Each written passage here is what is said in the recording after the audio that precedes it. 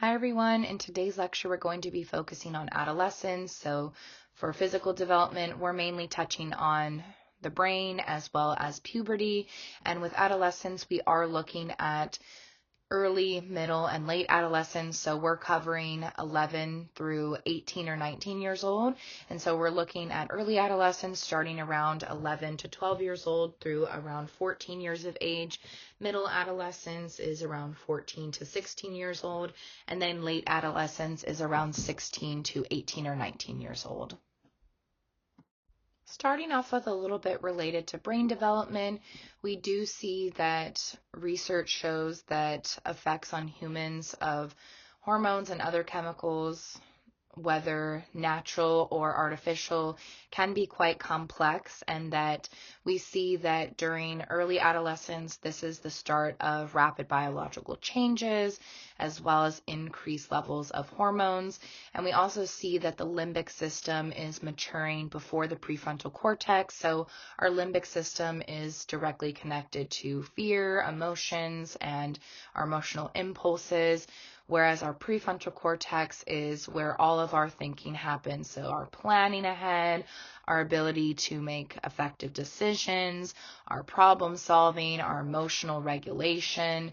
And so we see that the prefrontal cortex isn't really developed until we actually get into adulthood, but we can see that there are moments and pockets of planning and emotional regulation that do happen. It's just not fully flushed out. And so because of the slower maturing prefrontal cortex, we see that there are powerful sensations within our environments and our bodies that are more desirable. So loud music, speeding cars, different kinds of sexual impulses, as well as drugs and alcohol. We also see that emotional control is not fully developed until adulthood, so our ability to regulate our emotions is not as apparent until we get older. So again, the prefrontal cortex is limited in our connections and engagement related to emotional regulation as well as planning, and we see that instinctual and emotional areas do develop before the reflective ones do. Revisiting a little bit related to myelination, so it allows the electrical impulses to travel quickly and effectively between nerve cells from one to another. And so again, just revisiting, this helps to maintain strength of the impulse messages as they travel down the axons. And so as we're getting into adolescence, we see that there is increased myelination and slower inhibition, making reactions lightning fast, and that our reward areas within the brain have positive neurotransmitters, and this is what makes teenagers feel more happy. And so we see that this is often connected to risk-taking, and risk-taking often facilitates learning in this way. And so we see that synaptic growth enhances moral development, and we can look at different kinds of brain scans that compare the proportions of gray matter from childhood through adolescence, and gray matter is actually reduced where white matter is increasing because of the pruning that happens during the teen years. And so when we're looking at intellectual connections that are building, we see that because pruning is happening, many of those connections that could be built are potentially lost due to that pruning, so those dendrites being pruned away.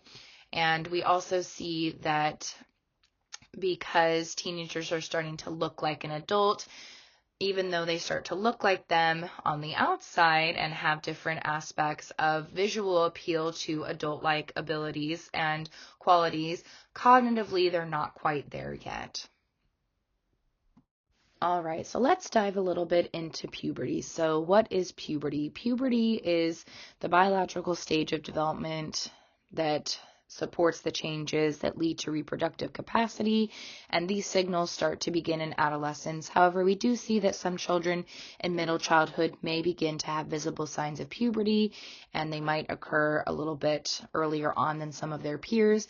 This is due to a few different things, so environmental factors, lifestyle choices, as well as biological factors. So there's a couple different reasons as to why children may have signs a little bit earlier, but early adolescence is the beginning time of when we typically start to see visible signs of puberty, and this is when the first onrush of hormones and full adult physical development is occurring. And so the hormones that occur during puberty are organic chemical substances that are produced by body tissues and conveyed via the bloodstream to another to affect some physiological function. And so what we're seeing is that genes, gender, body fat, stress levels, these are some of the known predictions related to puberty, and we see that about 2/3 of the variations in age of puberty is genetic, and that genes on the sex chromosomes have a marked effect on the age of puberty. So really thinking about our genetic components, our environment, the way that we are living our lifestyles, this contributes directly to the characterizations and that onset of when our reproductive capacity is ready to go.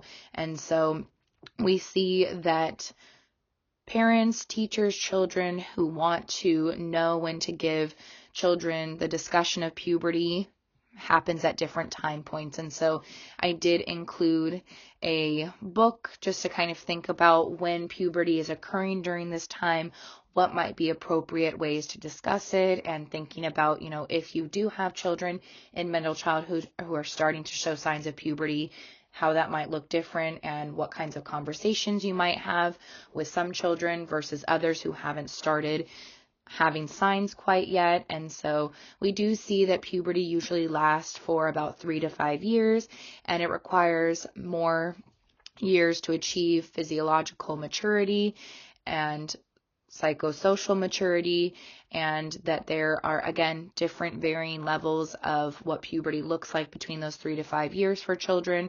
And we see that, again, that maturity level all around for physical development is still going to be increasing into later adolescence. So although we might start puberty within the range of 8 to 14 years old, we are seeing that late adolescence and even into adulthood, we still might be having those final stages of our puberty.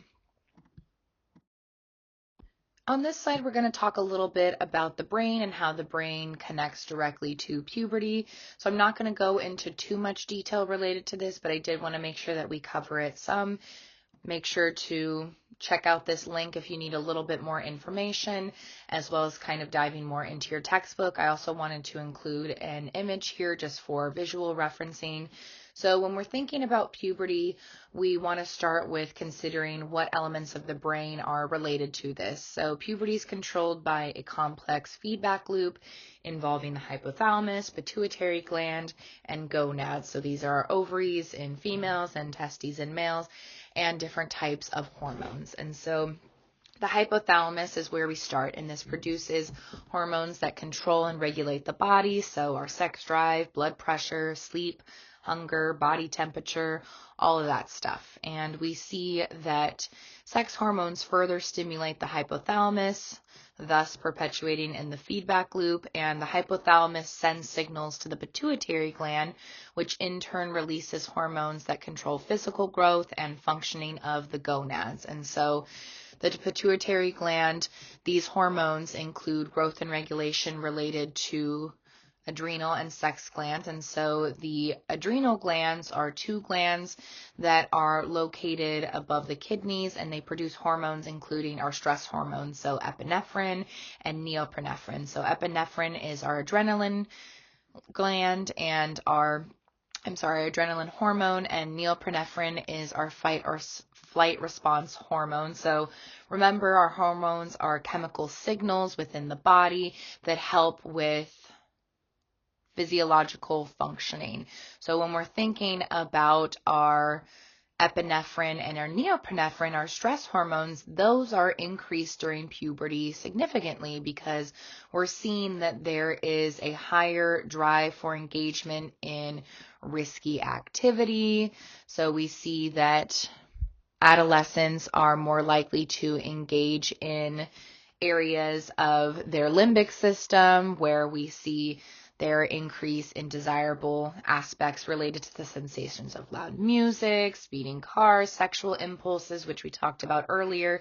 And so our epinephrine and our norepinephrine, they are on high alert. So those stress hormones are kind of on overdrive right now. And we see that the biological changes within adolescence are directly connected to our stress hormones.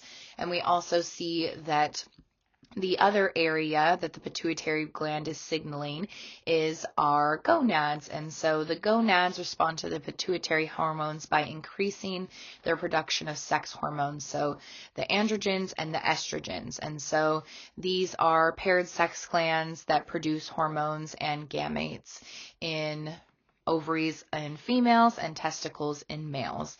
And so just to revisit, remember, the hormones are the start of puberty, and so puberty is lasting for about 3 to 5 years, and we see that there are many different changes within our stress levels, and specifically we're thinking about our hormones that are connected to our sleep, our hunger, our body temperature. So they're all on overdrive right now, and they're producing a lot all at once. And so we see that GnRH, or the gonadotrophin, is a releasing hormone that happens during the nighttime. And so this is a hormone that causes gonads to enlarge and increase production. So this is where we see that the estradiol in girls and testosterone in boys is happening. And so estrogen and testosterone, these are the sex hormones, and so they're considered the areas that are producing increased puberty elements. And so estradiol, or the chief of estrogen, is higher in females, and testosterone, which is best known for androgens, is higher in males. And they also are supportive of the pituitary adrenal and pituitary gonad axis, so the HPA and HPG. Not going to get into that in too much detail for today's lecture, but if you did want to kind of dive more into those areas, specifically for the different kinds of hormones that are released within puberty from the hypothalamus, there is more information on understanding the hypothalamus and pituitary in the video that I've included, so I recommend checking that out just to kind of give you a more visual reference related to that and a little bit more detail. Okay, so next we're going to talk a little bit about some of the transformations of puberty, and this is when we're getting into some of the physical changes that are specifically happening during instances of puberty. So one of the biggest ones is growth spurts, so relatively sudden or rapid physical growth that occurs during puberty. We do see specifically that children who have relatively large proportions of body fat experience puberty sooner, and that most girls weigh at least 100 pounds before experiencing their first period, and that puberty has occurred at younger ages, and we see that each body part increases in size on a schedule, and growth is not always symmetrical. So some children may have a growth spurt up and then out, or out and then up first. So vertical versus horizontal can look different depending on what kinds of nutrition children have. So there are research statistics to show that globally urban children are more often overfed and underexercised than rural children, and so this can contribute to differences in the scheduling of the symmetry related to their growth spurts. And we see that weight usually precedes height, and the growth of limbs precedes the growth of the torso. And really, a height spurt follows a weight spurt, and so we may see that children are gaining weight more rapidly than they are height, and girls typically tend to have height growth spurts prior to boys. And we also see that arm muscles may develop more in boys and other muscles in gender-neutral areas. So we definitely have some differences within boys and girls related to gender of growth spurts, but overall growth spurts are going to be how children are increasing in their body size and body mass. Other areas that we see that some physical changes are happening within adolescents' bodies during puberty are related to their skin and hair. So we see that skin typically tends to become oilier and sweatier. and that children and adolescents are more prone to acne. Now, acne can come in different instances, and the type of acne that children may have during puberty could carry on into adulthood, and there could be different changes depending on different kinds of prescriptions. So, for example, birth control is a common component that is paired for acne prone skin and regulating hormones during that time. So do consider that there could be some differences in how the skin, hair, and body is changing during puberty if we're introducing different kinds of medications during this time. We also see that hair on the head and limbs, as well as in genital areas, starts to become coarser and darker, and new hair starts to grow under arms and on faces, as well as over the sex organs. So again, in genital areas. And we see that there is more anxiety related to body image. So especially when we're seeing rapid changes in all of these areas related to our growth spurts and our skin and hair.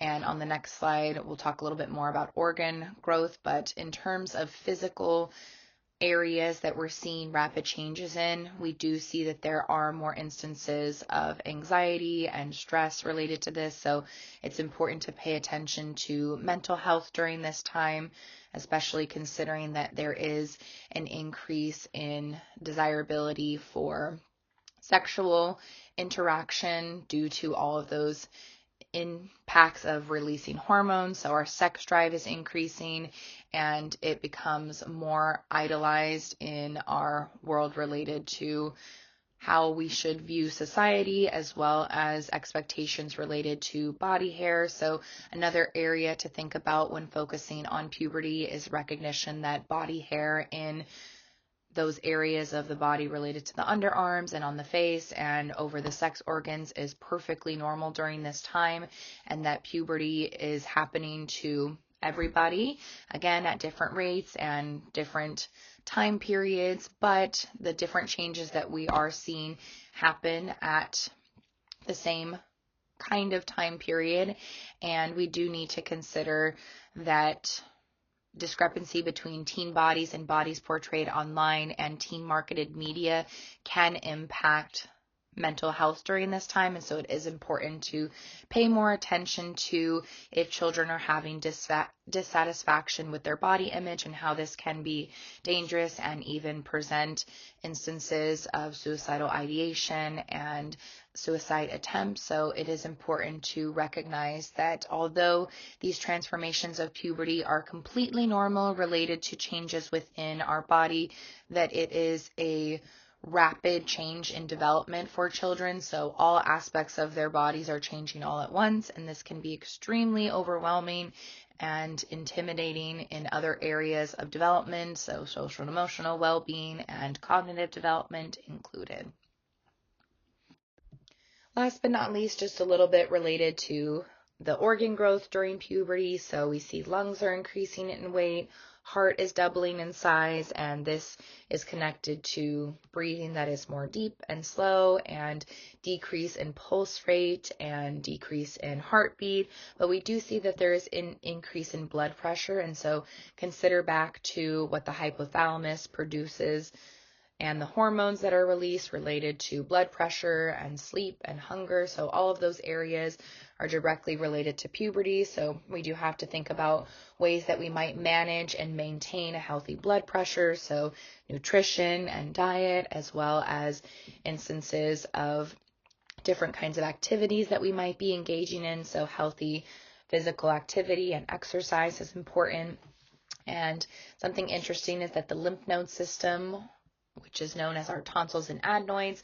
These are basically just clumps of tissue that are within our nasal and throat cavities, and these decrease in size. So when I was around 5 years old, I actually had my tonsils and adenoids removed because they were so enlarged during this time period that it was actually causing me to have a lack of sleep. I was having difficulty breathing because there was too much tissue within those areas. And so if this isn't an issue during early childhood and middle childhood, we do start to see a decrease in size within this during the puberty years, and we also see that teenagers are less susceptible to respiratory ailments during this time.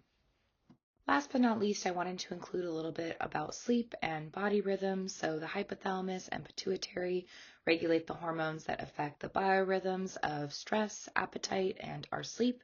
And so we see that during puberty, there is a phase delay in melatonin, which is a hormone that basically produces a response to darkness, so it supports our ability to sleep, and the circadian sleep-wake cycles that occur. So we see that melatonin helps with the timing of our circadian rhythms, and we see that this is basically how our body regulates sleep. So our internal clock that helps with sleep regulation.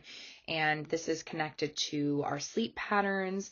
There are different external factors that might be impacting our sleep abilities, as well as different hormones, such as the hormones that are produced during puberty. So puberty impacts our circadian sleep-wake cycles, so our internal clock can get kind of messed up because of the hormones that are happening during puberty, as well as external factors. So technology, for example, or maybe the environment that we're living in, parenting styles, for example, so different external factors. But a big one is those hormones. And so something called eveningness puts adolescents at risk for antisocial activities and sleep deprivation. And so we're seeing that morningness and eveningness, they're the degree to which people prefer basically organizing their sleep patterns. And so some people are more likely to be morning or night people, so spending more time getting ready for bed earlier or later, and we see that it's related to the circadian phase, which is associated directly with our mood and physiological distress, and different evening types have different productions of our mood. And so we see that 3 out of 4 high school seniors are sleep deprived, and even if they go to sleep at midnight, what's happening is that they have to get up super early for school and potentially for work or whatever else they might be doing, and then they're tired all day. And so sleep deprived teens will often nod off in class, or they might not be able to regulate their emotions or problem solve as well. They might increase their usage of cell phones or drug use. And so what happens is that when we're using blue lights from our electronic devices, we have negative effects on our circadian rhythm sleep systems. And so when we're supposed to be having sleepiness during the nighttime, we actually don't, because teenagers are using their phones more often, and then it contributes to a whole cycle of not getting enough sleep. And so I did include a cool TED Talk here that talks about why school should start later for teens, just basically supporting research that looks into puberty, looks into the usage of the technology that's happening, looks into the morningness and eveningness, and really dives more into the circadian sleep-wake cycles and the sleep patterns that are happening during adolescence.